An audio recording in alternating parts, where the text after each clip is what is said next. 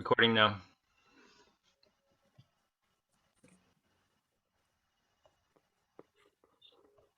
See if anyone's new here today. I don't think so. No. Oh, No. there's Gary C. Gary, how are you? All right, good.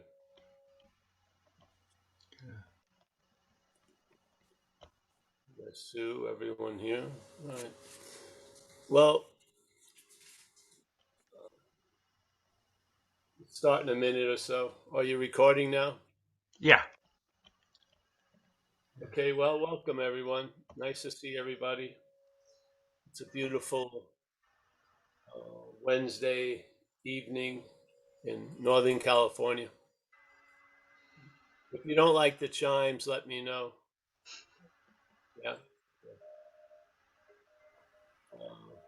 It would be nice to add a flute. A flute? Yeah. I'll do that next week. Yeah, we'll have a shakuhachi flute playing. Is your original sound on? My original sound? Yeah. Yeah, I think so. Hold on. Okay. Oh, yeah, it says disable original sound. You want me to disable it? I don't think so. That's okay. I can get closer too. Okay. It doesn't matter if you hear it or not. Something happens. So just, yeah.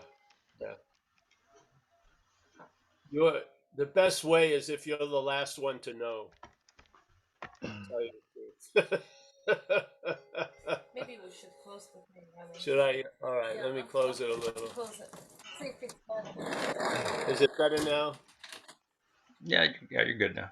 Now, if I had a vote, I would much rather hear the chimes than Paul Hedderman. So, all right, well, we get Paul Hedderman. So, yeah, the whole message is something that I ran into. I assumed a lot. Let's not say I did, but there was a lot of assumptions that had erected a starting point that was a little bit late in time, so to speak. Yes. So I sort of started after certain shit had happened, which was the mental claiming of the living of life. And then I got the replacement and interpretation of it. So I lived from there unknowingly, and a lot of stuff was produced from there. In recovery, we talk about a sort of irritability, restlessness, discontent. In Buddhism, that would be dukkha. It's sort of like a suffering, but it's a vague malaise. There's something going on. And it's really, we try to come up with rationale and stories why, but really it comes from before we start. Yeah. Not where we are, which is before, but before we start. Yeah. So Paul Hedderman is a performance in a way. The backstage shit happens in a second or two, and then Paul appears with a story to tell. Yeah. Doesn't know which way shit's happening, but believes with certainty. Just unbelievable. Has an incredible streak of I don't know, but believes with certainty a lot of stuff. Yeah. So so of course I felt like I've always started there. So I figured that was the point. Yeah. And so all my journeys or all the efforts and all desires and aversions, versions would contract into that, desires would extend from that. Yes? All these movements were caught before. They never arrived at where I actually was. Yeah. They were like bubbles blown up in time. Yeah. And I just assumed I started school from there. I did a lot of things. I started using drugs from there. I started feeling the need that nothing was going to work. It has to be an inside job. So then I was moved to try some spirituality. Yet, unbeknownst to me, the dilemma was not after, really, though it looked like it quite a lot. Yeah. The dilemma was before. Yeah. Before I knew it, there was a certain condition, yeah, that I lived from that was manufactured. Yeah. And when that was revealed, it explained everything. There was a weird book once, it's still out there, I think, where it's Lord Buddha explains everything. That's basically the statement. He explains everything. He explains time. It's in the Hinayana, like the Theravada, the Buddhism from like Sri Lanka, Thailand, stuff like that. But it was Lord Buddha explains the universe, explains everything. And he talks about mind is rotating at big mind is rotating at such a speed, yes, and then everything in a way in the dreaming, the the the velocity gets slowed down. That's how things appear, really. So mind is moving at such a quick rate, nothing is there to be seen. There's just seeing. And then when mind slows down in the dreaming, there's suddenly appearances occur. Yeah. So he goes into this whole thing. It's really, really cool about the mind's rotation is unbelievably quick. The big mind, yes. So that's what's before. That's what we are, yeah. And then suddenly there's something happens where time gets introduced, and that speed slows down, yeah. And then we live from there. So we start out from a point of manufacturing. And then we give a lot of meaning from that manufactured Paul to everything else that we run into. Yes? So where the activity of dreaming and basically the dreaming and the meaning that it has is based on where we start from, really. So if it's starting from an interpretation, there you go. Yeah. Name and form take the place of the energetic space that even hasn't appeared yet. Yeah. So we give name and form to things, and then those things tend to have effects on us. Yeah. So this is all the idea of dreaming.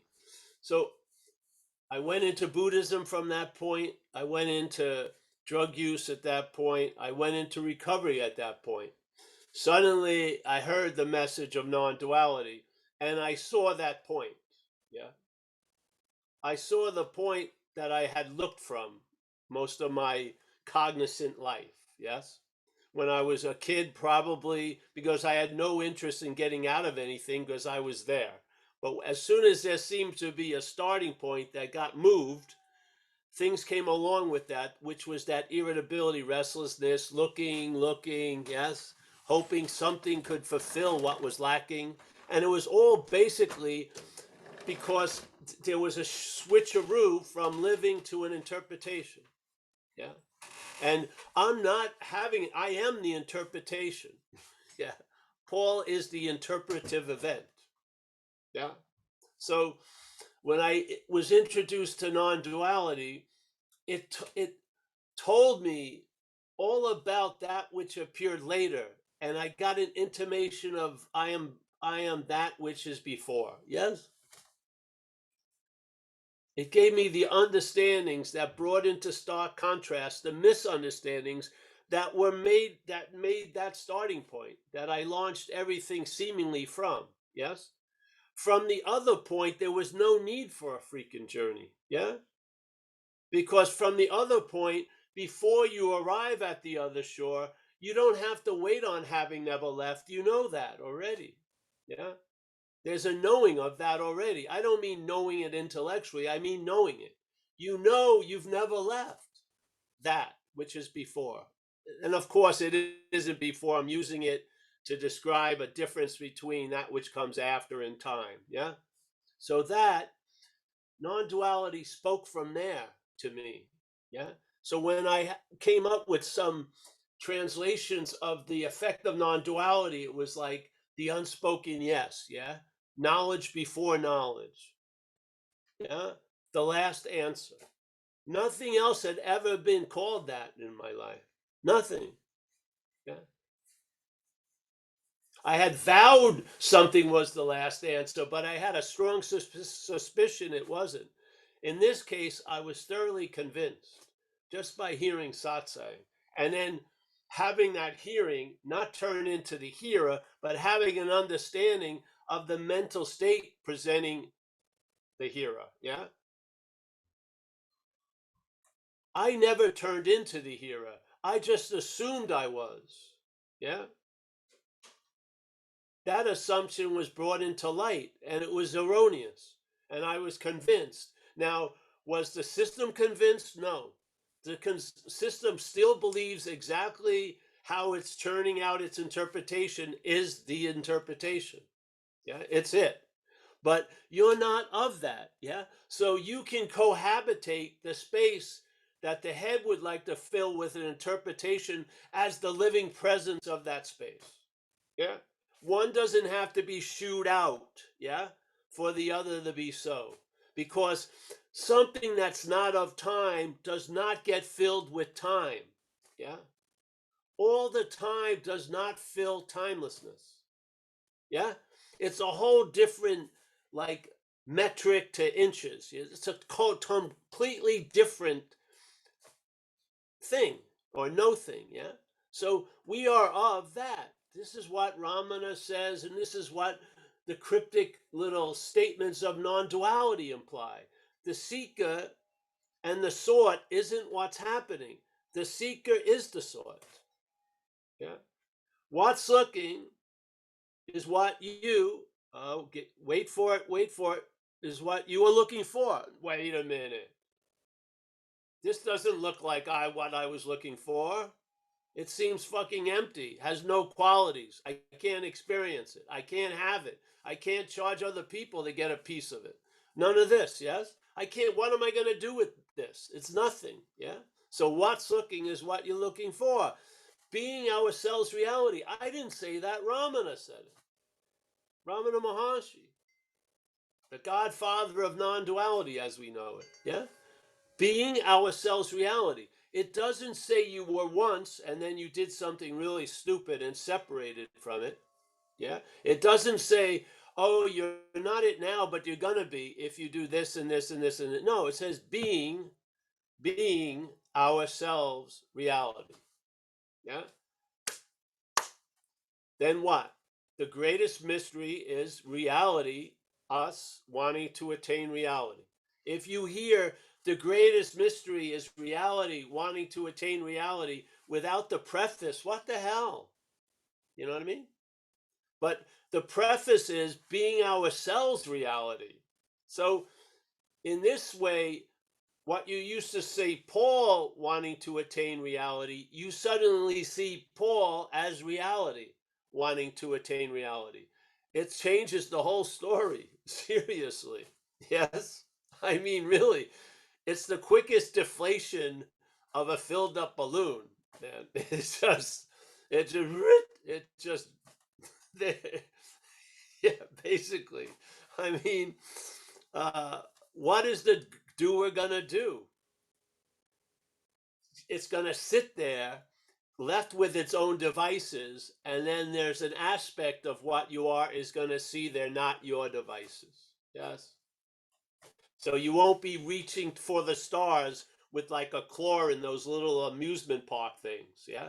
With your feeble understanding that's completely framed in a dualistic interpretation. You realize I can't embrace nothing with this. I can't. I can't get it. I can't acquire it. I can't capture it. I can't lose it. Yeah. It's out of my reach because it's not there. It's not available to me, yet always available as me. Yeah. But it's not available to me, but always available as me.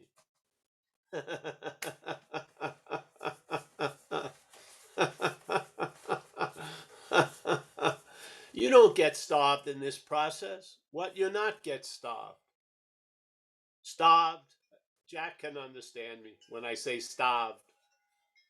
I better spell it out. STARVED. Starved.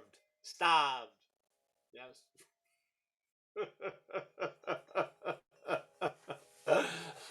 A poor person that came to these talks for years thought every time I said the seeker is the sword that I said the sword, you know.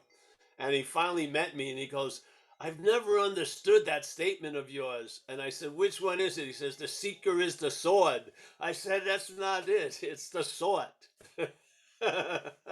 So I started to realize I got to spell them because of the accent, you know. So flaw, everyone's thinking I'm saying FLAW when I'm meaning FLOOR.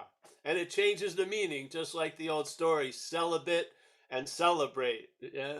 One little letter changes everything.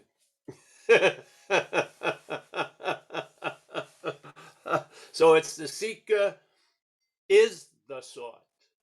Yeah. And then what do you think would be the next phase? If the seeker is the sought, what's going to happen to seeking?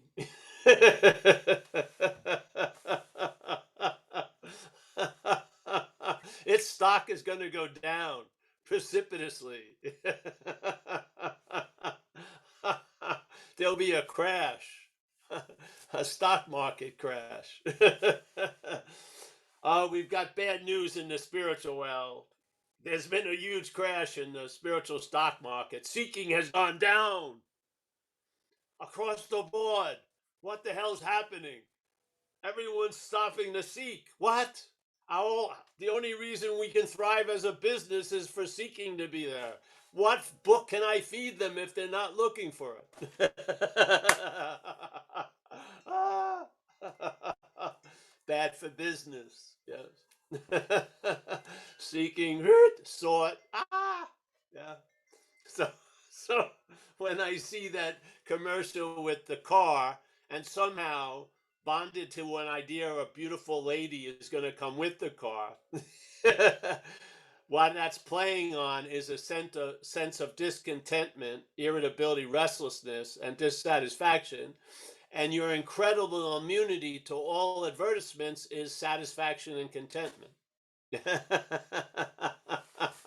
Because that's what they're trying to allude to, but they can't sell the product because they don't got any of the product. They got cars and they got girls that will model with the car, but they don't got the product they're selling. Yeah.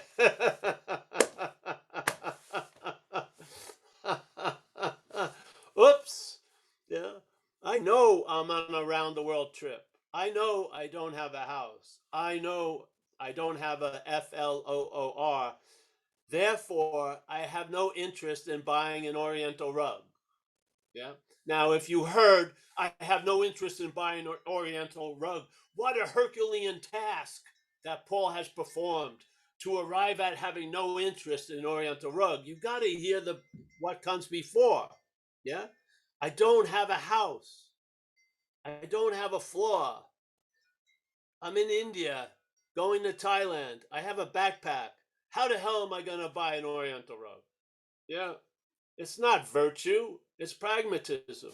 Yes?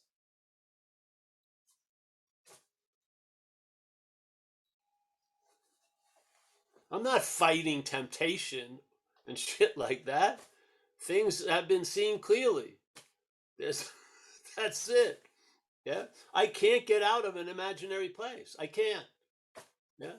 So that's over. Yeah.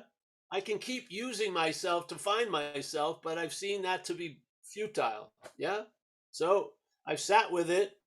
The little mountain, the house of cards collapsed. It got reshuffled and then put up again. Yeah.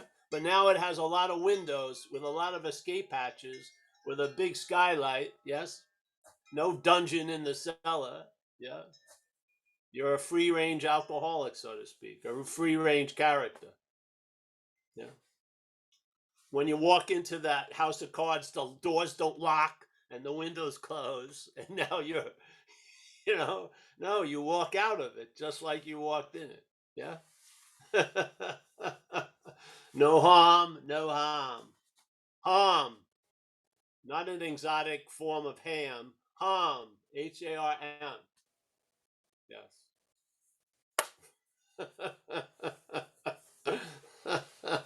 So, yeah, people have been here. I hope you've gotten. The only movement you're really left with is negating that which needs to make a move. Yeah. Yeah. It's got to end there. You only have two cards to play. It's negation, or you only have one card to play, negation. That's it. Because you are what you're looking for. You are. Yeah.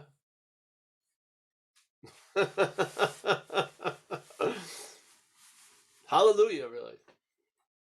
What happens is, what gets dropped is all the way you, the you you're not, thinks that you, the you that are, should look like. How it should behave, how it should look at, like, what it does, what it doesn't do. Yes? Oh, it should have some superpowers. Teleportation, at least. Twisting time to its own benefit so it never misses a show that it likes. Yes? No. There's just a release or a loss of interest in all those drives and desires to arrive at where you already are. Yeah. To get what you already got. Yeah. To acquire what is always available at all times. Yeah. It's beautiful, really. Yeah. I'm successful when I look for shit now because I can buy them or see them. A pair of pants. Yeah. As long as I don't go to the library and I go to a clothes store, I'm going to come out with a pair of pants. Yeah, that's about it. Yeah. But yeah, so I'm hoping, this repetition I feel is helpful in time. Yes.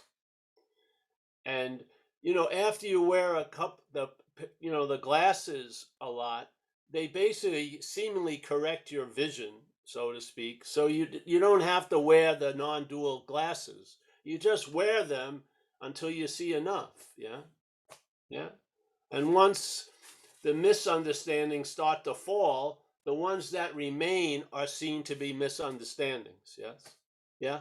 They don't have to go anywhere. They'll be put to great use, or they'll bring about a lot of comedy routines. Yeah. A lot of stuff. So, yeah. I'm happy to be here. Nice to see you new and everyone. This whole thing pivots on a loss of interest in that which you're not. And that which you're not can't do that.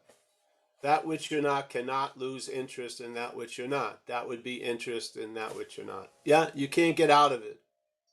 So it's not a getting out of it. It's a recognition. That's all it is.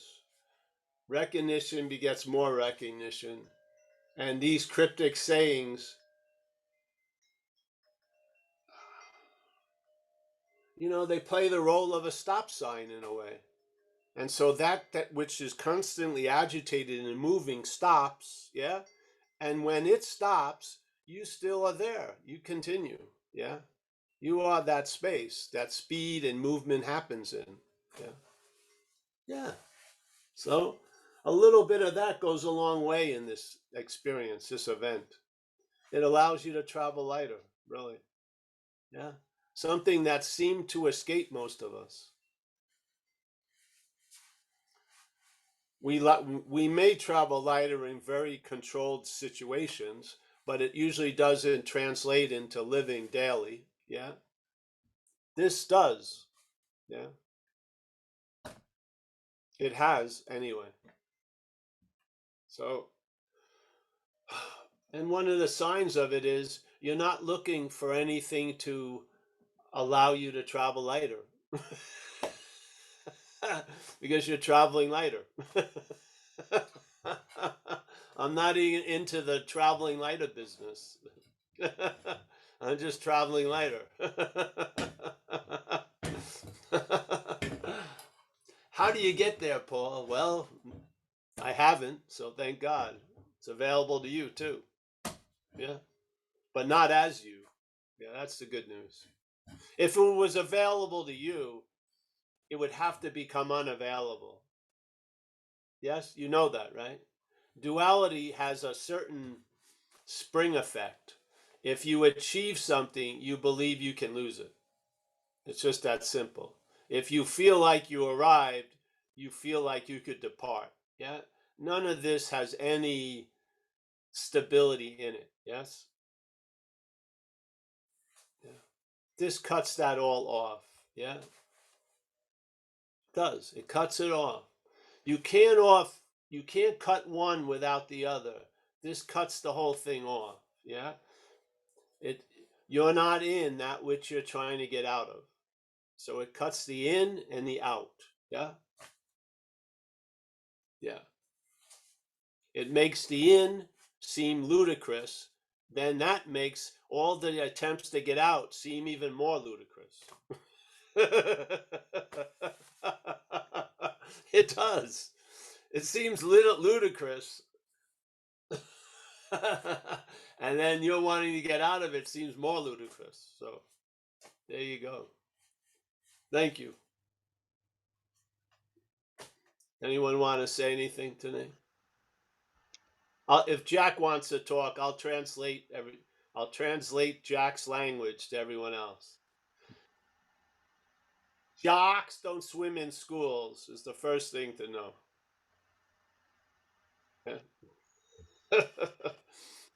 First thing they tell you when you get in the New England area, sharks don't swim in school. I know that, brother. Yeah. Did you hear me? Sharks don't swim in school.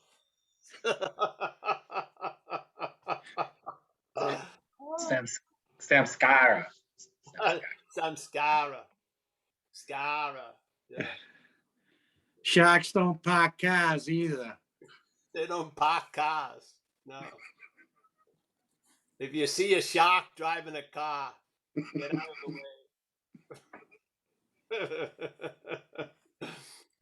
way. All right. Anyone want to ask? Say anything? Come on. In an accent? No accent. There's enough accents here. They got the Oz. It was so lovely. David's friend, the first thing she said, you could hear it. It was dense Aussie. It's like it was full of heaps and I reckon and all that stuff. Even a fair dinkum in there. Put a little fair dinkum. There you go. We got Lucas Pollard with his hand up. All right. Let's come back. Okay, hold on. Nice attempt to accent my name there. Hey, Paul, Lucas here. First off, I just wanted to say I think like a week ago or something, you made a statement that it still cracks me up from the deep inside out. And it was the whole, I'll throw the baby in the well. It still rings my bell every time I think about it because it shows me very plainly on how fictitious that whole thing is. But anyway, I just wanted to share an experience with you. I was restless in bed the other evening and I could not find comfort. I was just rolling around, hot, cold, one leg out, two legs out, all just could not get comfortable for like 45 minutes. And it was so irritating. I kind of like projected myself above. I just saw myself differently and was like, what are you doing? And the quick, immediate response was, I'm just trying to get you comfortable. And whatever, I didn't even think much about it until a couple days later. It dawned on me, like, why was I trying to get comfortable? And it really sunk in that the whole thing was I couldn't be comfortable. I just couldn't be comfortable. In order to be comfortable, I first had to be uncomfortable. And that was the thing. I kept getting stuck in this uncomfortable place, thinking that I had to first be uncomfortable in order to become comfortable. Be comfortable couldn't just happen. And it was like you said, traveling lighter. That was a nice shed because it kind of umbrellaed a whole series of different perspectives on how I see things, you know. So Great. that was an interesting experience. The thing with the baby and throw the baby in the well, the head assumed presents it as if you've already thrown the baby in the well. It's not an act that you can stop. It's an act that you have to have like a mea culpa about, or deny the shame or this and that. Because the selfing is the same thing. When the selfing implies this idea of being a self, it says you already are one. Yeah. It doesn't give you any wiggle room. It says you already are one. Yeah. So you could stop throwing the baby in the well if you got, hey, I'm throwing the baby in the well. But the head proclaims you've already done it. So now you got to cover it up or fucking surrender yourself to the authorities, whatever. You know what I mean? So it uses the past in a very unique way, which is it masks an activity that never culminates into the product and says it's the product that's doing that activity. So self is selfing. Yeah. Yeah? Yeah. If you see its origins, you'll see. Yeah. You'll see its manufacturing. Yeah. You'll see that if you turn it over, it's made in a Paul, not Paul, a Paul. Yeah. Just like the same shit's made in a Sherry or made in a Judith. Yeah. it's the same product line. And then it's like an autograph model. So, yes. Thanks, Lucas. Nice to see you. Nice to hear you anyway. Can't see you. All right. Anyone else? Is Yes, Michelle yes. new? Have I seen Michelle before? No? How are you doing, Michelle? Okay, I thought I was gonna sneak in there, but yeah, I've listened to a lot of your stuff, and yeah, I've never attended actually a Zoom meeting, so yeah. Oh, great. Well, welcome. Yeah. It's nice to meet you. Yeah, nice to meet you too. Yes. Hopefully I'm someday. much taller in Zoom than I am in real life. So how Yeah. tall are you?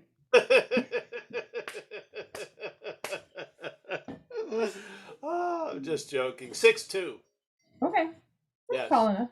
Yeah. I grew 3/4 of an inch in my older age. It's amazing. Hmm. I was 6'1" my whole life, and now I'm 6'2". I don't know what happened. Not my whole life, I grew into 6'1". Somewhere I gained an inch. Nice. Yeah. Nice. I'm 1 inch closer to heaven. Well, it would be, I'm on the West Coast. Also, I'm in Oregon though. So, but yeah, I'm gonna have to get down there to see you sometime. It'd be fun. Yeah, please. Yeah, it would be nice. We're doing lives on Saturday, so yeah, it's nice that's to it. meet you. Yeah. Yeah. All right. Well, I'm happy to meet you, Michelle. Nice to meet you too. Hey, Michelle. And Paul, it's the rest of the world got an inch shorter. Oh yes, that's right. And the David Strudwick Square has a hand up. All right, David. Hey everyone, I'm short. Yeah, I like all these things. I'm glad Dave brought me into this see everything and listen to you, Paul, as well as Grouse. But I've been being a bit of a funny bugger all week, saying to Dave, what was that asparagus thing he called me? But it was what did he corrected me? It was apparition. Yeah. Yeah. Last. Not asparagus. No. I can call me asparagus. No. I only call the worst of people asparagus. I haven't reached that level yet. No, that's awesome. No, what is that? Because that interested me. Like, and I said, that's pretty. And then Dave sort of gave me his thing on it, which was like. I heard it as you said apparition last week. Yeah. Apparition there. In the apparition. What do you mean by that? What did you say? I didn't hear that. What happened? When you said goodbye to everyone last week and you saw Steph, you said, oh, and there's David and the apparition next to him. I think apparition, because I didn't remember your name. Oh yeah, no, but I like that word. Apparition is an appearance. Yeah. Ah, A sudden appearance. ah. An apparition. I think it is, yes. Anyone knows the dictionary? I think so. Isn't an apparition an appearance? Yeah. Yeah. Yeah. That was So interesting. Yeah. you were a sudden appearance. I was used to seeing David in his, I didn't know there were double rooms at the asylum. So I was wondering how The asylum.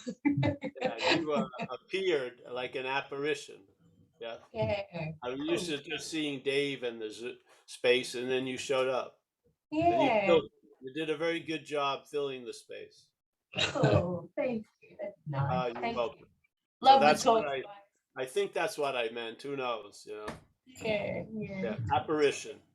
Awesome. Good talking. Asparagus will do. Yeah.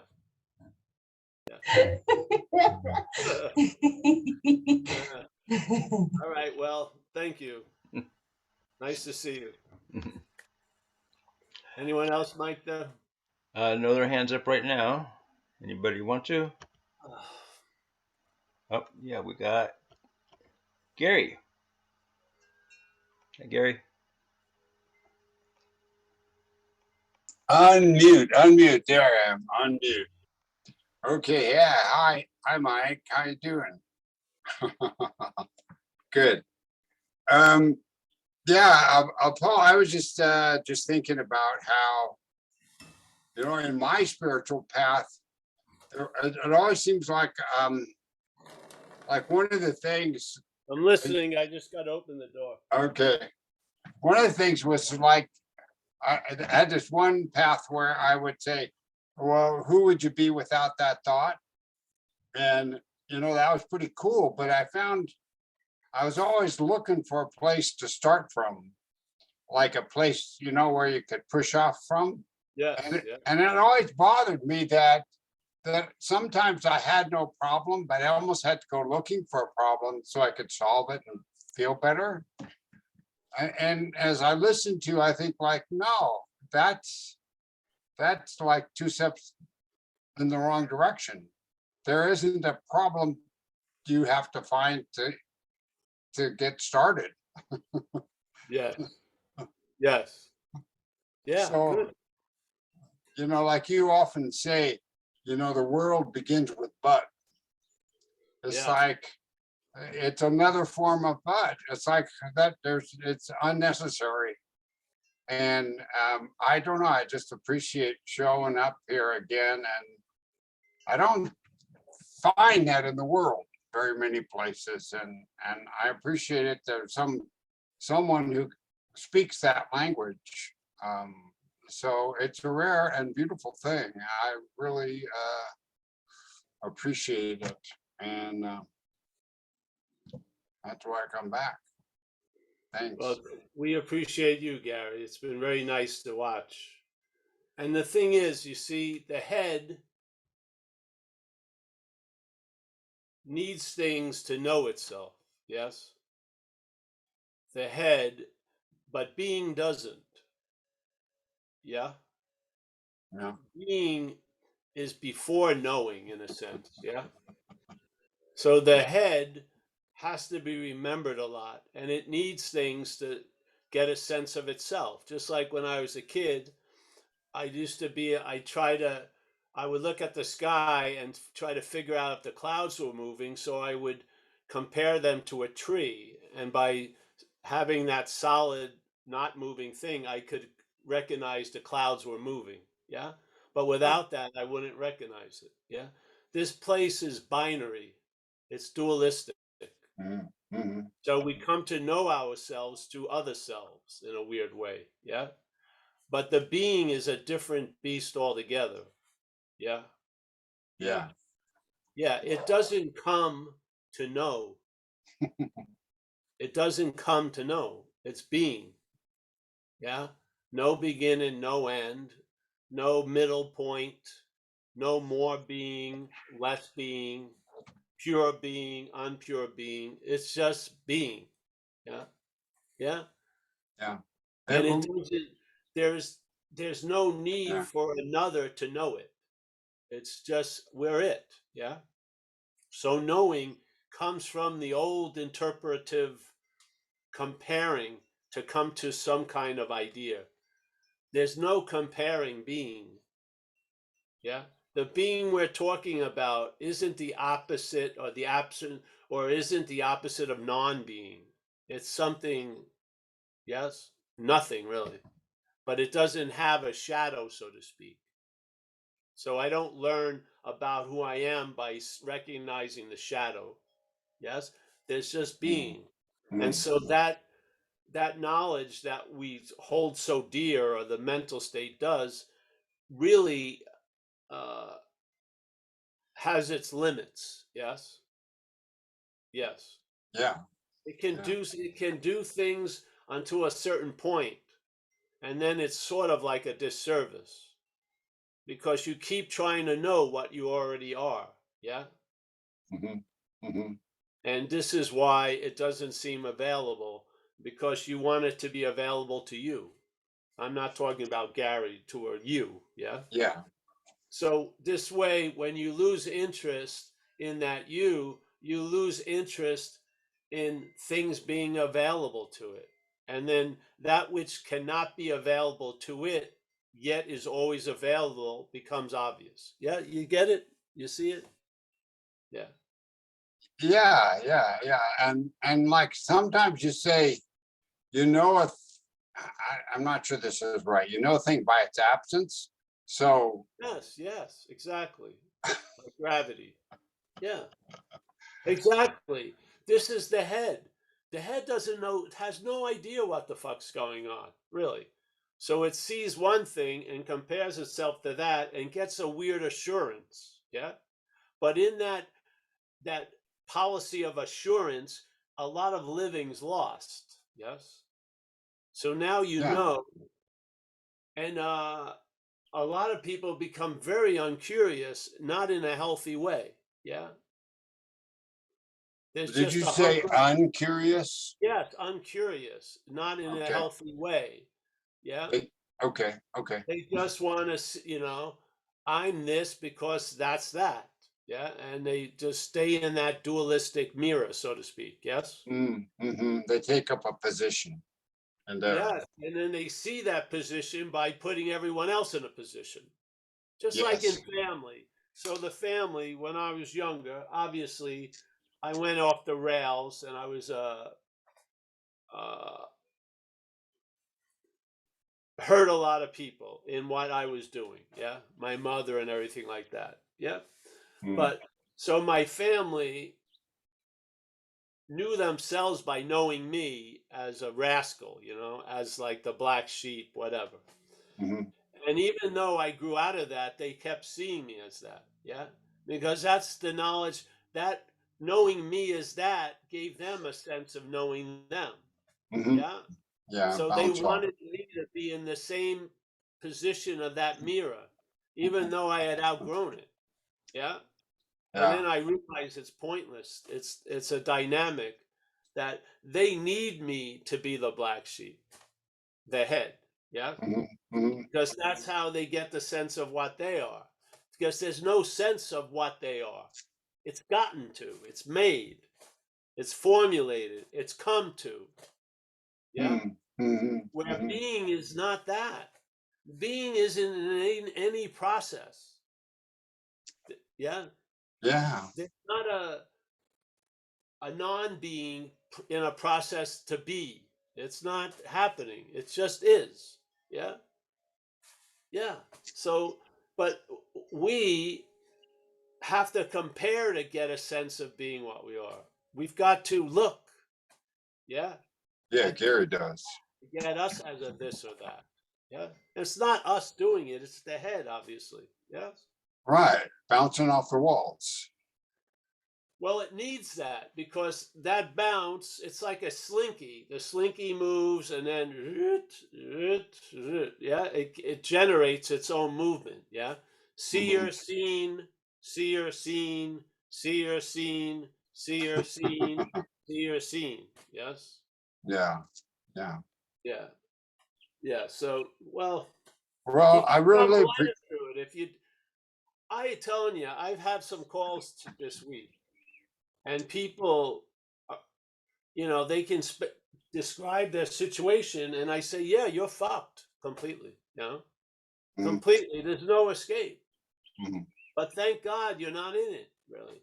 The only thing I see value in, really, is not, like people make a vow, I'm not going to judge anymore. The whole head is based on judgment. Yeah. It's like ridiculous.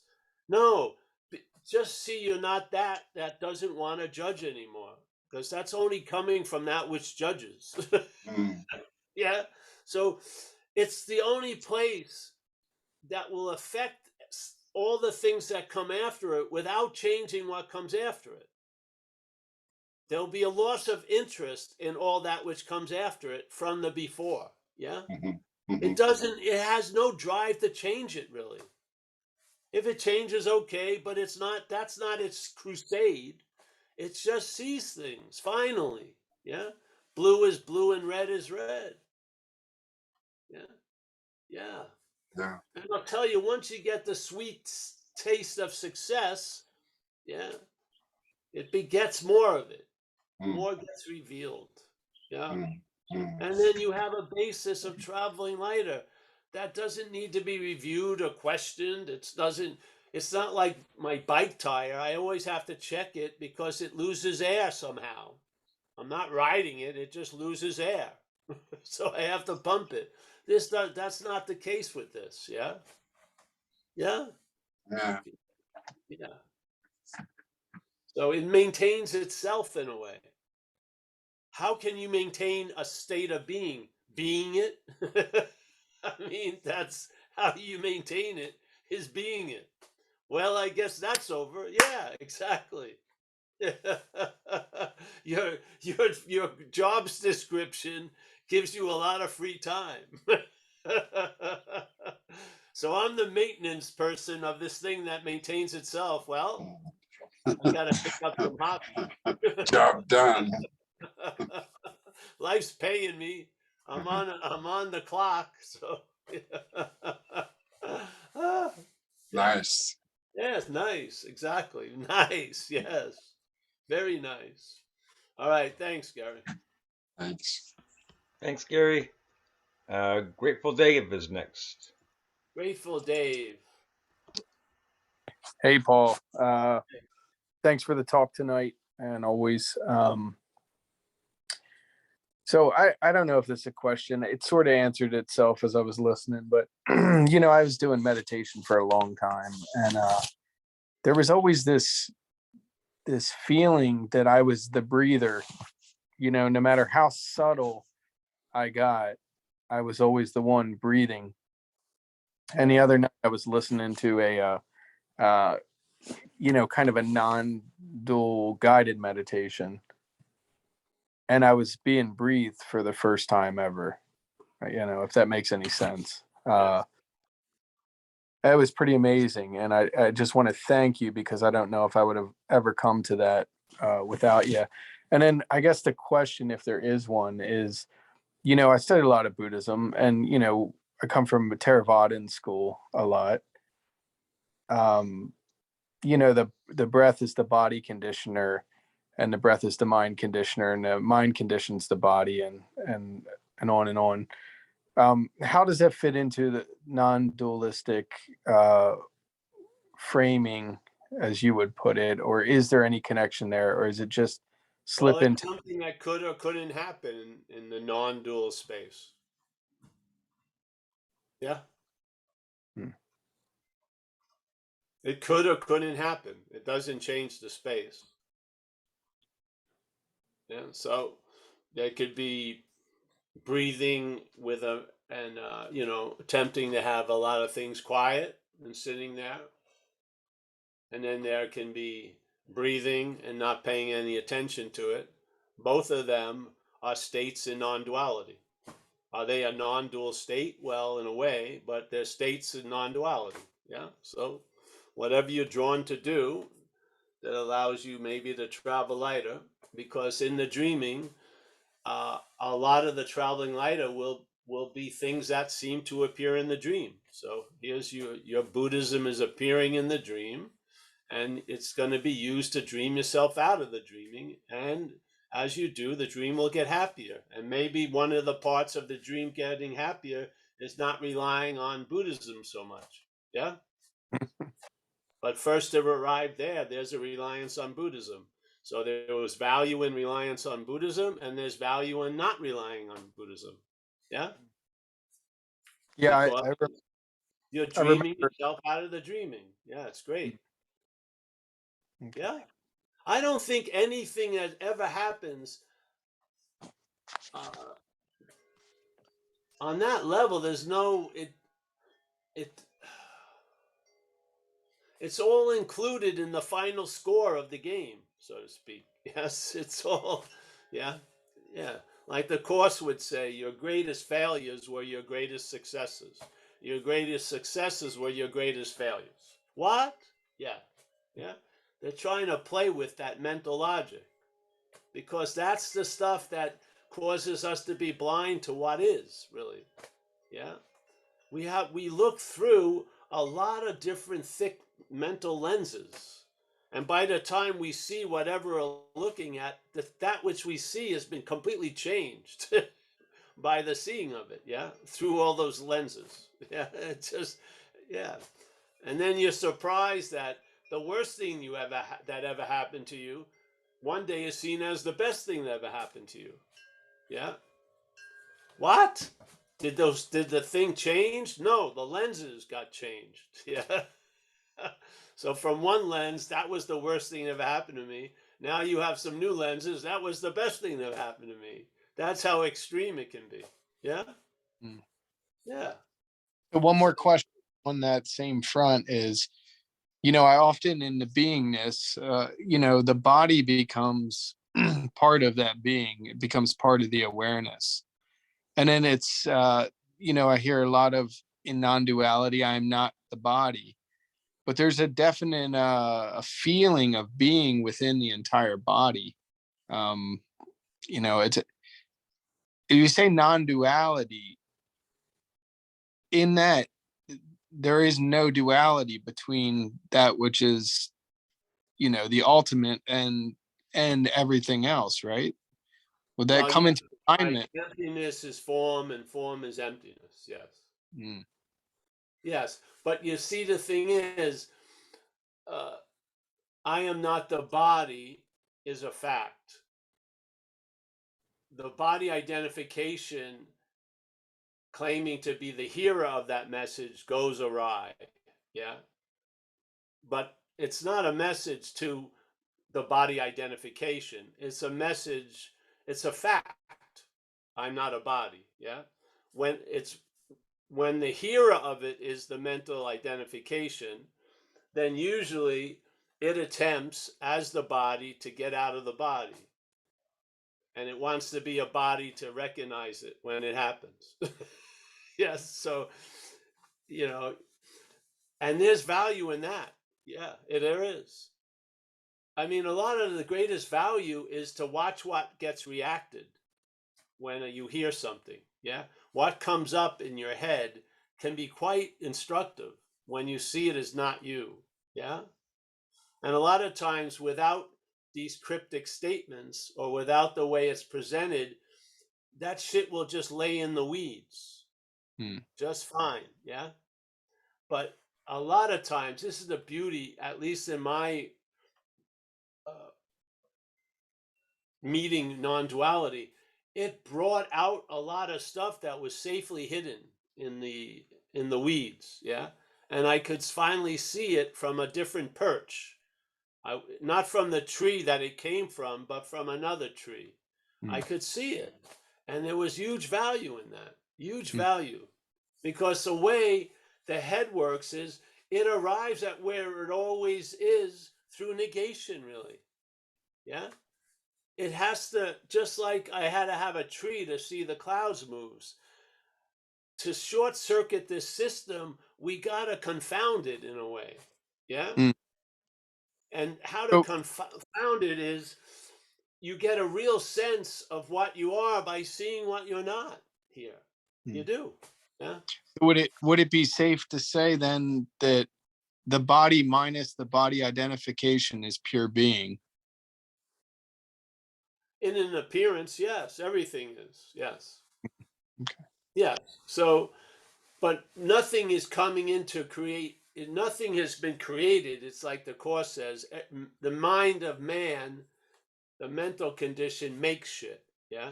So we're seeing appearances and taking them to be real because we're looking at from an appearance. And how we get a sense of reality is by looking at other appearances and seeing them as real. It's that same thing we've been talking about most of this meeting. Yes? I come to the assumption I'm real by giving reality to a lot of things around here. Yes? I don't arrive at Paul is real. I see other things as real to Paul. And there's a sort of way I get that credit and it's lent back to me, so to speak. Yeah? Yeah. Yeah. Yeah. It's always a process to come to know, but there's no process in being. Yes? Yeah. I don't believe the mental state can be. It can't. Yeah. It's derived, it's manufactured, it's come to, it's implied, it's assumed, but it's not being what it is. There isn't one. There isn't it. There's an appearance of it. Yeah. Yes. It's like the sun hits the body and casts the shadow, and yet we live from the shadow. Yeah. And now the shadow uses that body to get reality. Yeah. So the body being a real thing gives it a reality. Yeah. This is how the head works. It just doesn't, you don't know what's going on, do you? Unless you give a name to a chair or a tree or a person or this arm or something, you have no idea what's happening. Yeah. To the head, that's very uncomfortable. It doesn't care if it's correct or not. It just wants to know. Yeah. It doesn't really care if it's correct or not. Most of it isn't. It just wants to know. It wants to believe in something so it can believe as something. Yeah. This is the beauty of non-duality. It's not about belief in a way. It's about a recognition of what's not true, hopefully knowingly from the truth. Yeah. What else could recognize what's not true? Yeah. Yeah. So yeah. Thanks, bro. Thanks, Paul. Thanks, Dave. We've got Deborah up now. Deborah.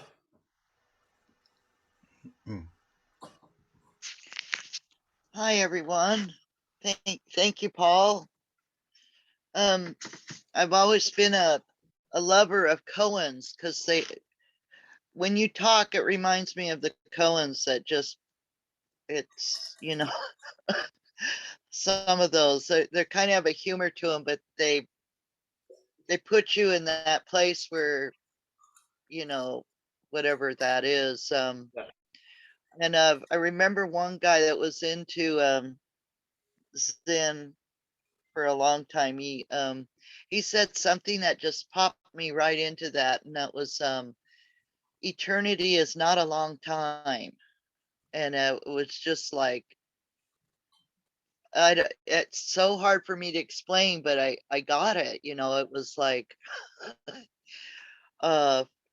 and I think that's what that mental state is, just always past, future, which doesn't exist, and linear, that horizontal kind of thing, going on, like out into this three-dimensional dream or whatever. But I love Koans because they have that lightning strike type of effect.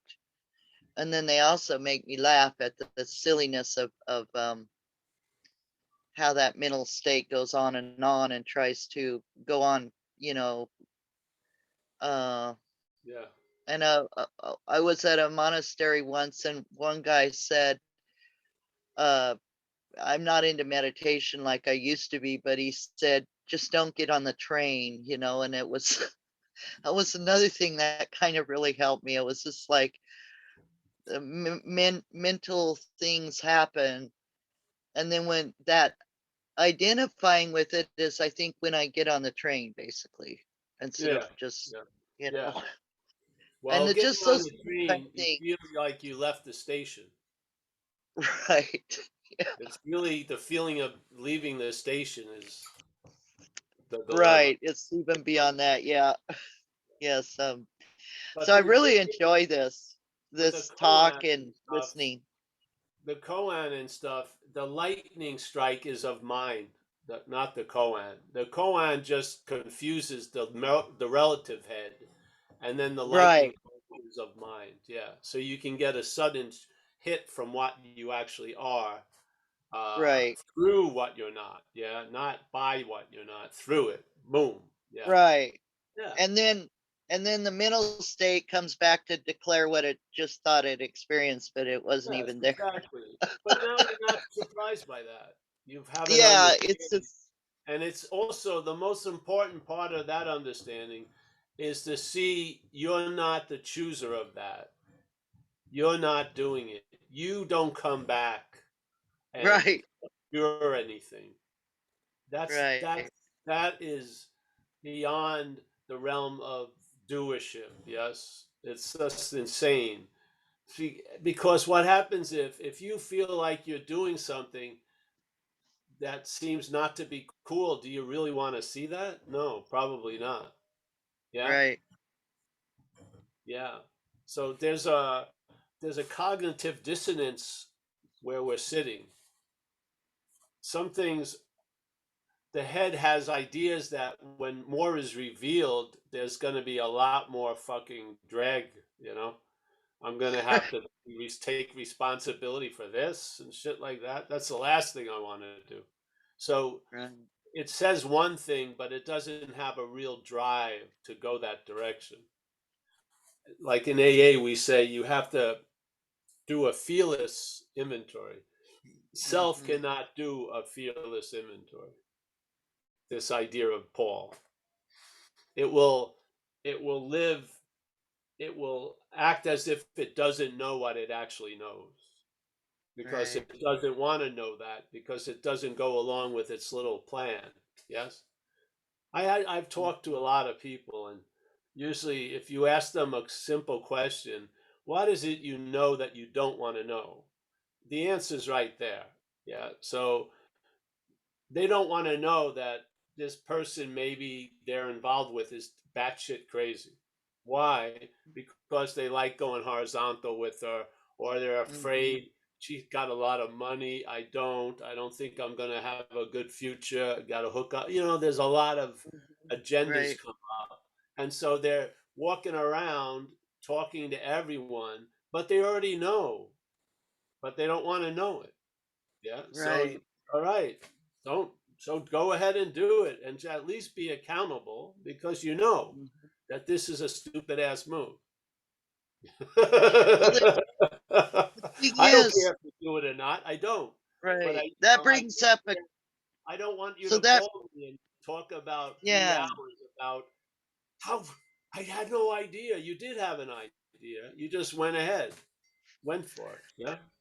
Yeah. So that brings up a question then. So if self is very self-deceptive, I guess that kind of stuff where it deceives itself. We just have to go through with it if we thoroughly deceive ourselves, right? Well, of course, yeah, because life's going to teach you.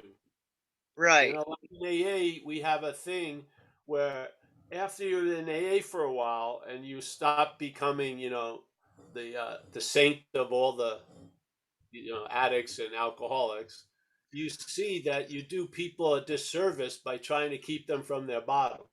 Yeah. Right. So go ahead. It's going to be worth it, really. If they don't die, it'll be worth it because they can finally realize something. They're not realizing the easiest off the way. Yeah. So, Right. yeah. Okay, I get it now. Yeah, that makes sense. Yeah. I had it once. I had when I was in early recovery, there was this beautiful woman I met. She was working in this cafe where there was a good AA meeting. Then I found out she was married, so I just forgot about her. Yeah, because that was the right thing to do. A couple months later, I'm walking in the Haight. I lived in Haight Ashbury, San Francisco, and she's with a friend. She sees me, says, "Oh, I'm so happy to run into you. I've separated from my husband and whatever." So I'm thinking, "Oh," she says, "Let's get together." So I'm, "Oh, okay, sure." So she danced at a Brazilian nightclub. Yeah. So I went there to see her. Everyone I'm standing near is drinking and everything, and I'm newly sober. Then she tells me her husband's at the bar and that her boyfriend is like 3 people away from where I'm standing. So on the hit parade, I'm like at number 3. I'm thinking I was going up the charts like a rocket, but there was a husband and a boyfriend. So I go home, but I still wanted to be with this lady. So I did an inventory as I was taught to in AA, and it was clear the inventory told me stay away from this person, and I did it anyway. I went for it, and man, I cannot believe what a lesson I got from that one. But I learned. Yeah, I learned. I did. I learned to heed the solution I was receiving from the program or the higher power over the value of my solutions because their solutions were working. Mine weren't. Yeah. And they weren't mine actually, but in that level of story. Yeah. So Right. this is what Right. happens. So uh, I feel most people are just going to do whatever they're going to do. And I feel anything that ever happens, there can be value out of it. I do. I do. I believe everything can be quantified in the statement we're dreaming ourselves out of the dreaming. And as we do, the dream will get happier. So some of it may not look good, but I truly believe you can't you can't like cut the whole thing into little pieces and judge it. You have to see the whole movement. Yeah. And I feel everything has had value in this life. Yeah. Everything. Yeah. So I appreciate that. Thank you. I felt it was a little bit overdoing it, getting run over twice by the car. I thought once would have been sufficient, but obviously life decided this guy's got a heavy head. We're gonna run him over again.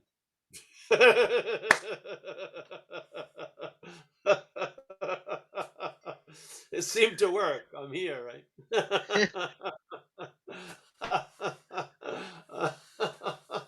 So, yeah.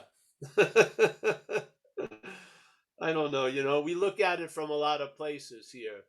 If you want to look at it as an experience and this is a process, well, look at it as we're dreaming ourselves out of the dreaming, and as we are, the dream will get happier. Hallelujah. Yeah, that would be a nice theme, wouldn't it? Like Yeah, an and I action see that life. the fruits are appearing. Yeah, Yeah, I it's mean very they're soft. It's very nice. yeah, Yeah, like chill out. No matter what happens, you're in this movement away from something and towards right. something else. Yeah, hallelujah. Yeah, Then yeah. the non-duality is, hey, who is it that's moving ahead, and who is it that thinks it was behind? There's no you there, so you lose interest in all that. Yeah, you can see it in a lot of ways. Yeah. All right. Thank you. Thank you. Thank you. Yeah. Thanks, Deborah. Chris Gilmore. Yes. Oh, did you hear me? Can you hear me? Yeah. Oh, okay. Yeah, Chris Gilmore's up. Oh, Chris Gilmore? Yeah.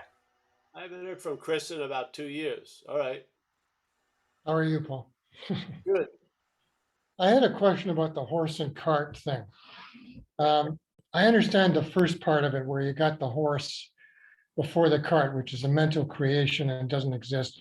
But when the horse is placed in front of the cart, what exactly does that horse represent, or is it even there, or what is that position? What is that what is that? The imagery isn't important to me. It's what it implies. So the horse in front of the cart is used to imply that we're living as if the cart's in front of the horse. Yeah, just to get a sense of direction and, yeah, like bizarro world. Yeah, like this. So that's why I use it. I don't have any deep meaning in it.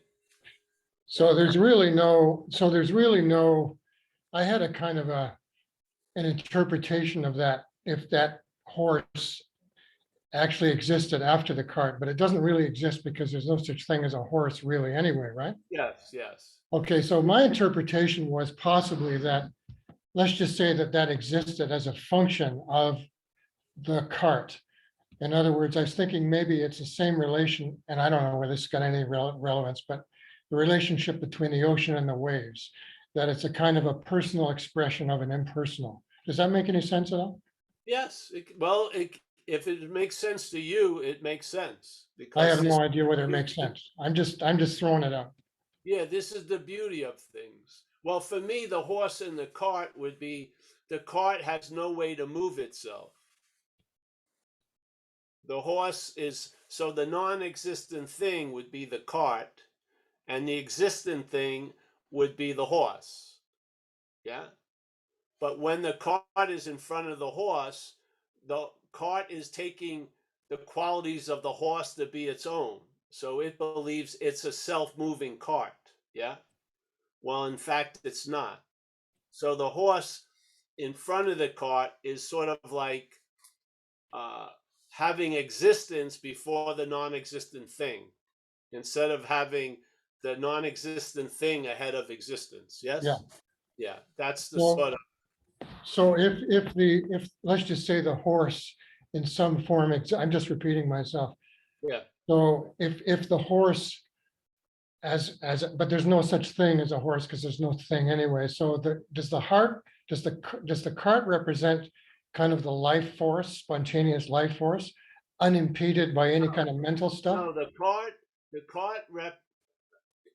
represents the action figure without that which allows it to be an action figure. You know, the existence, which would be the horse, and the non-existent thing would be the cart. The horse moves the cart. In this case, the mental state says the cart has the attributes of the horse. It doesn't see, it believes the cart is in front of the horse. Yeah. But basically, existence is what moves the non-existent thing. Non-existent things don't move anything. Yes. But if reality is non-existence, shall we say, and that's not been able to be experienced, or whatever you want to say, by kind of like some creation, mental creation, like putting a spanner in a wheel so that it can't move. In other words, the spontaneity has been lost by the self getting involved, you know, and sort of getting in the way of spontaneous creation or something like that. I don't know. I guess I'm using these things in different ways than you are. Yeah, you are. So that's the only way I use it consistently is to explain the idea of, well, a couple of things, but the one thing of the Ramana statement, yeah, the presupposing of a non-existent thing, which would be the cart, yeah, being what? An existent thing. That would be mistaking the cart as the horse, and then wanting to get salvation as for the cart. Yeah. Yes. So, and in another way, it's the way we see things. We are based in a seeing, believing a place that's after is that which is before. So, in other words, that's why I say the head has the cart in front of the horse. Yeah. But has there ever been a cart in front of the horse? No. But it's appearing that way. there's always the horse in front of the cart. So I'm using the imagery just to express a couple of ideas. I don't go back to it to expound on it. I just use it. I don't anyway. What's speaking uses it to get something across. As soon as I feel like it's gotten across, that's its point. Yeah. Yeah, I get the general idea of what you're saying. So it doesn't really matter. One quick other thing, I wanted to know about responsibility, because you mentioned the other day about this kid who got drunk and killed his two cousins. Yes. And I'm just wondering where the element of personal responsibility comes in there. I mean, if the idea is that nobody does anything, and like, I mean, I think you've already That's the answered. idea, but I'm talking from the mental condition. The mental condition is completely in the belief that it's the doer, or you're the doer. Yes. So if there hasn't been, yet that could be used to bring you to a realization you're not that mental idea. But I was sensing what that person could go through based on thinking he did it. He killed his cousins because he was the driver and shit. Yes. The head would have a field day with that. Yeah. And if there's no recognition,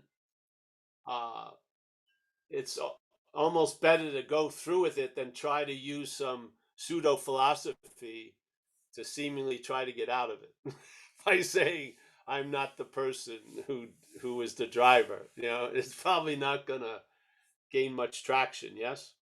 Yeah. Yeah. I feel in the dreaming, the sense of being the doer of what comes through you is probably the mental state's most reliant idea. It relies on that to give it the meaning that this is my life. Yeah. Because what would happen if you weren't the doer? Whose life would it be anyway? Yeah. So it's a huge cog in the story of the long-lasting, independent, separate thing, the doer. Yeah. And I remember when I went to see Ramesh, all the possibilities, he basically focused on the personal doership. That's what all his talks were about. So he would say, hey, why don't you go back to your hotel, pick something during the day that you think you did, and look at how many things had to happen for you to be able to do that. Yes?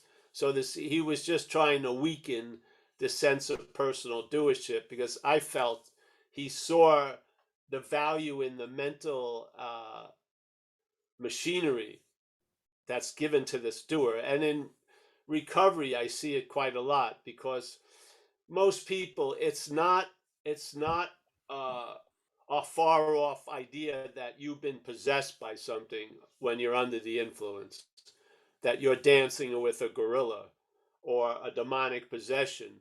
So you would think it would be easy to get to the point that those things that you did, you were not the doer of. Yeah.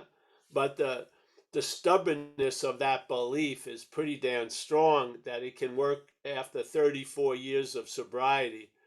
People are still dragging guilt and shame, the heads are, out of that 35-year ago behavior. Yeah.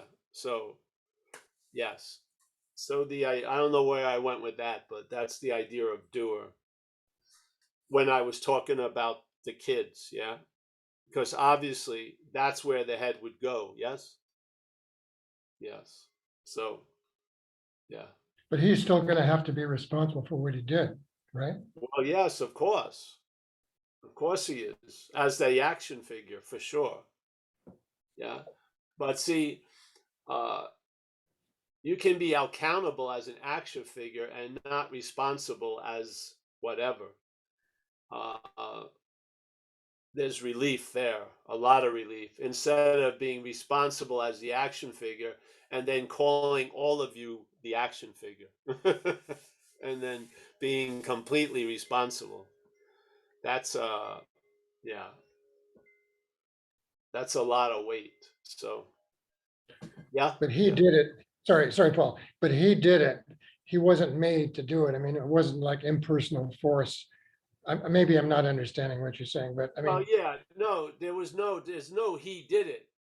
Yeah, there was a doing of it. Yeah, but it wasn't him doing it. In the story, it looks like he did it. Yeah, but there was a doing of it. Yeah, and in the story, he's guilty from most people's point of view because he was the driver. He'd been drinking. Therefore, he veered into the other. It was him all along, veered into the other lane, caused the accident, and his two cousins dead. Yes. In this mental court, he's convicted all the way. Yet, I don't believe there's a doer. I don't believe there's an individual thing before doing that chooses what to do and what not to do. I don't believe that. Yeah. That's not my feeling around it. So, yes.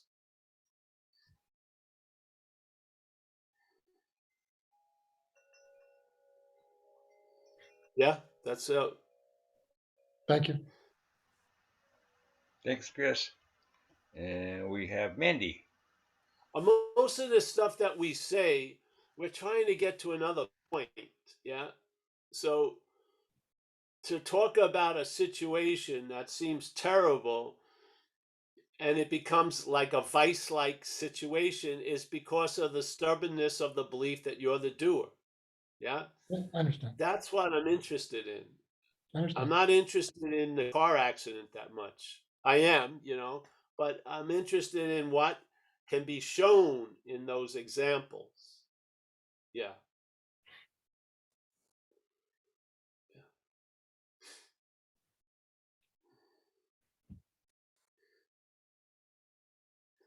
Yeah.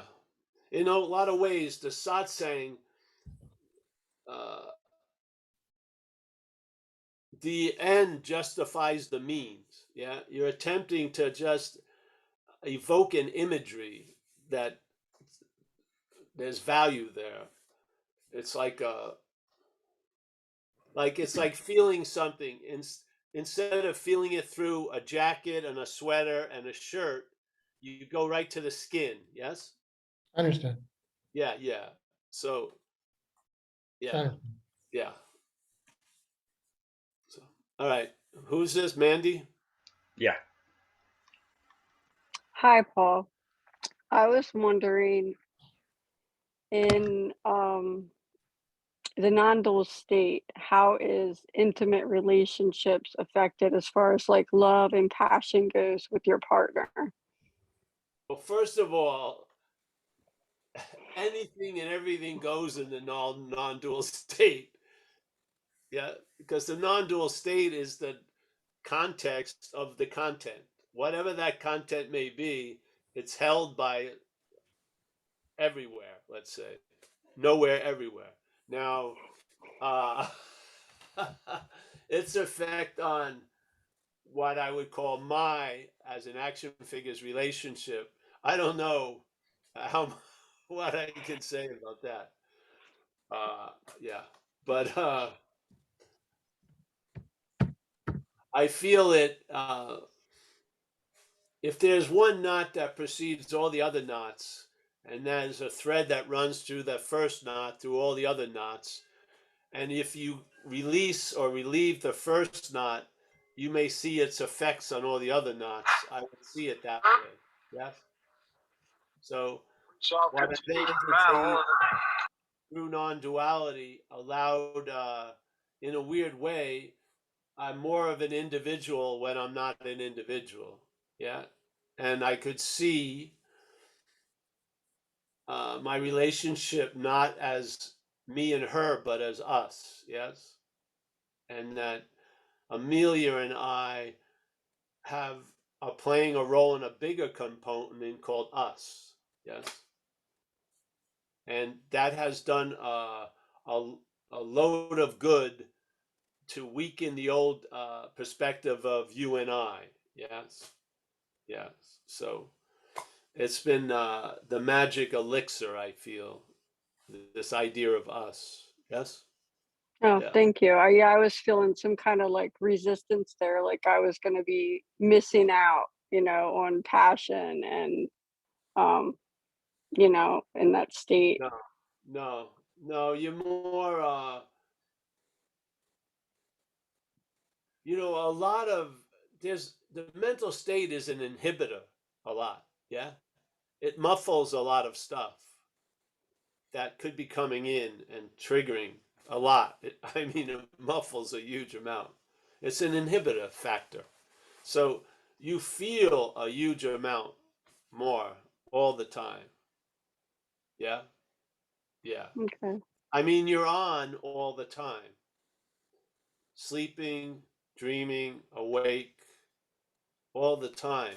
You're never not here. You're always here. Yeah. Yeah. So if you've lived a life where that which was the inhibiting factor promised you, I'll protect you from a lot of unseen feelings and thoughts and shit like that, its way of doing that is muting a lot of you. Yeah.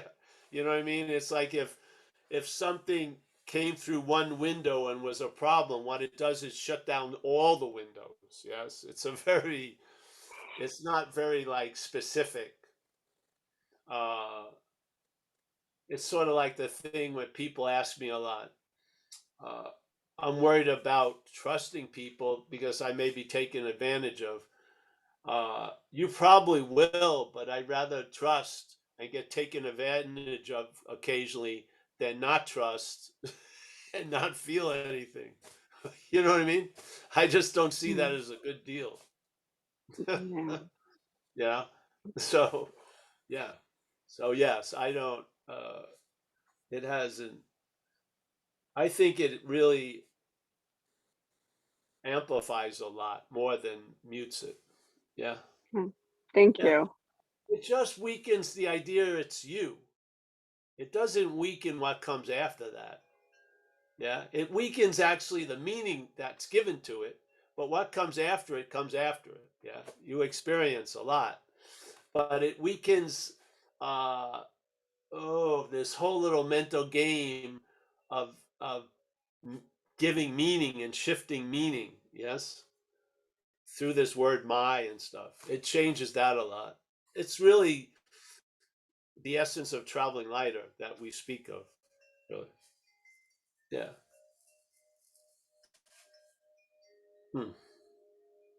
Like if you listen to these chimes, there's a note that doesn't go off. It's got a one line. It's even when it's not getting hit, it just keeps going. That's pretty cool. I think you add a lot of tails to the comets of your life. I do. Yeah. I mean, that note being played out by the chime is like a fucking toboggan run. It's like a ski jump. It's fucking awesome. Seriously. I could just go. Yeah. Yeah. Now, if you're busy and looking for specific things, you're never going to take that ride. You're too busy on this ride all the time. Yeah. So, if I wish I could explain or try to express what it's like just to be somewhat free from the bondage of self. It's if you could bottle it and offer it, you would never ever have to discount it. People would pay astronomical costs for it. Yeah, because it's always giving, yet you can't accumulate it. Yeah, I hear tons of beauty, but I don't capture it. Yeah, I see unbelievable stuff. I don't write it down. I don't try to tell someone else because it just comes and goes. That's the beauty of it. Yeah. Not everything that comes needs to be grasped. Yeah. There's a beauty in its going too. Yeah. So, yes. All right. You want to end tonight now? You want to end now? Yeah, there's no other hands up. All right. Great. I'm so happy we get together. There's a magic little potion gets sort of concocted here. Yeah. Drink up. Literally. Drink up. Yeah.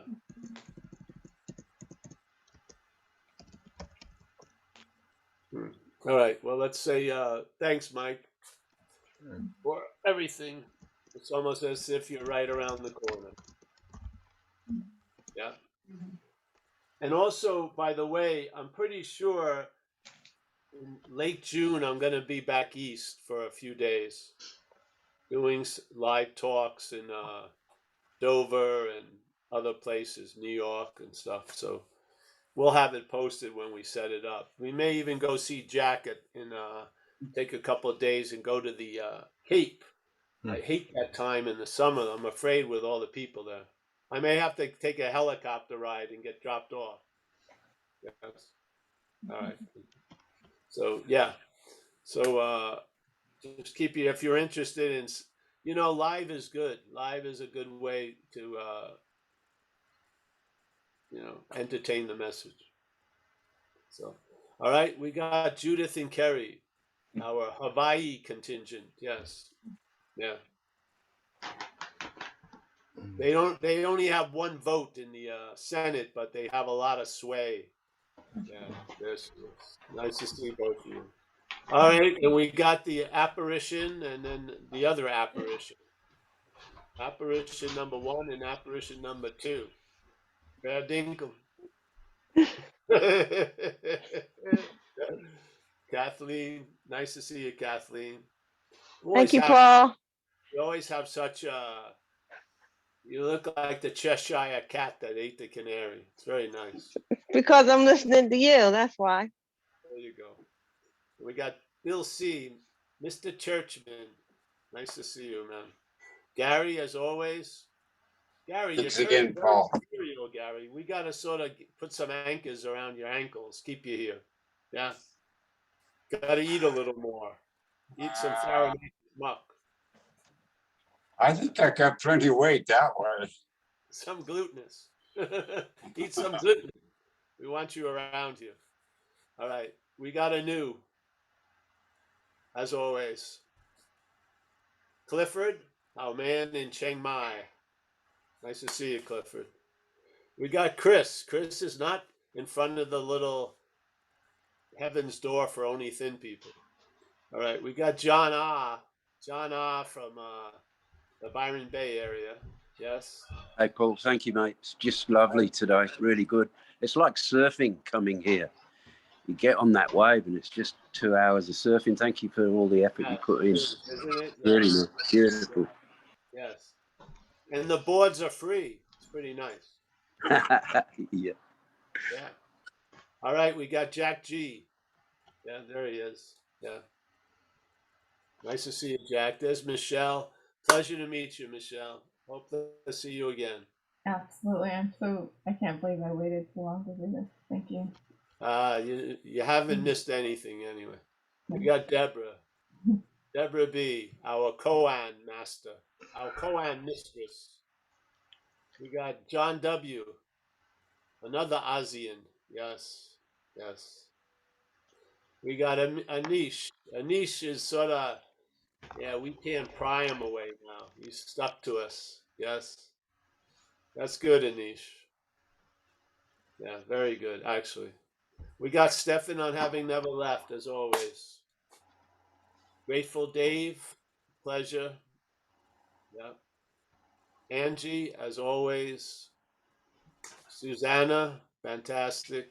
Yes. Yeah. We got David now at in-laws.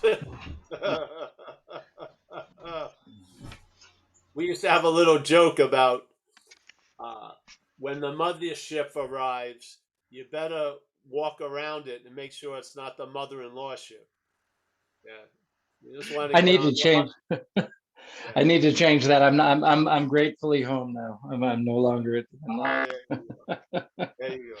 Nice to see you, Paul. Hi. We got Mandy. Thank you, Mandy. Yes. Yes. Kenneth, Lucas, Susan, Alan. Let's see. Where are the other rude awakening people? I think that's it, right? Some phone numbers. JP. Hey, JP, thank you for your generous donation. I will spend it very wisely, I think. Yes. Yeah. Kenneth from Toronto. No, Vancouver now. All right, I think that's it. Hey, thanks for having us. I'll see each other soon. We'll be here Saturday, 1 o'clock Pacific time, live in Zoom. And yeah, I'll be here tomorrow for recovery, 10:30 a.m. Pacific time. All on the Zen Bitch Slap event page. Adios. See you. Thank you. Good Nice night. to see you, Paul. Good night. Thank you. Thank you.